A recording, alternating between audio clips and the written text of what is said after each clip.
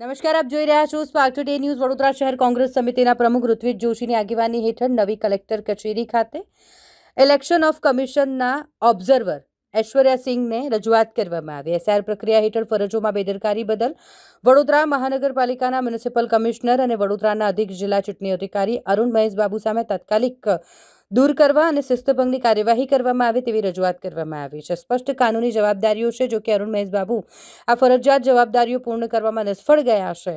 આ માટે વડોદરા શહેર કોંગ્રેસ સમિતિના પ્રમુખ ઋત્વિજ જોશી દ્વારા આવેદનપત્ર આપી રજૂઆત કરવામાં આવી છે.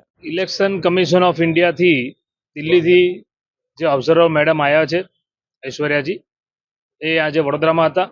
ત્યારે કોંગ્રેસ પાર્ટી તરીકે જે એસઆઈઆરની પ્રક્રિયા દરમિયાન જે વીએમસીનો સ્ટાફ જોવા નથી મળ્યો, વડોદરાના મ્યુનિસિપલ કમિશનર દ્વારા પ્રેસ કોન્ફરન્સ કરીને જાહેરાત કરવામાં આવી હતી.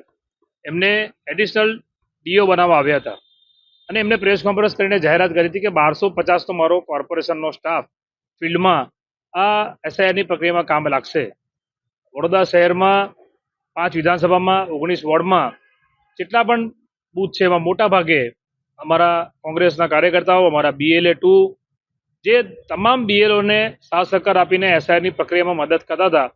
દરેક જગ્યાએ મોટા ભાગે કોઈ પણ જગ્યાએ વીએમસીનો જે સ્ટાફ છે, જે અધિકારીઓ છે, જે એમાં એસઆઈઆરમાં એ લોકોએ લગાડ્યા હતા, એ કોઈ જોવા મળ્યા નથી. આજ સુધી અમને વીએમસી પાસેથી એવી કોઈ યાદી પણ મળી નથી. ધારો કે કલેક્ટર શ્રી પાસેથી અમને BLOના નામ નંબરની યાદી બધાને આપી છે, જે વડોદરા શહેરના નગરજનો પાસે પણ છે, પણ મ્યુનિસિપલ કમિશનરે જે 1250 સ્ટાફ કામે લગાડ્યો એ વીએમસીના એક પણ અધિકારીનું નામ નંબર આજ સુધી અમારી પાસે નથી. જે બાબતની અમે ફરિયાદ 19 નવેમ્બરે કરેલી છે, રિટર્નમાં ઈમેલ પણ કર્યો છે સેન્ટ્રલ ઇલેક્શન કમિશનને અને કલેક્ટરશ્રીને રૂબરૂમાં રજૂઆત કરી છે, જેનો આજ સુધી અમને લેખિતમાં જવાબ મળ્યો નથી. માટે જે દિલ્હીથી જે મેડમ આવ્યા છે એમને અમારે અહીંયા આજે ફરિયાદ કરવા આવવું પડ્યું છે.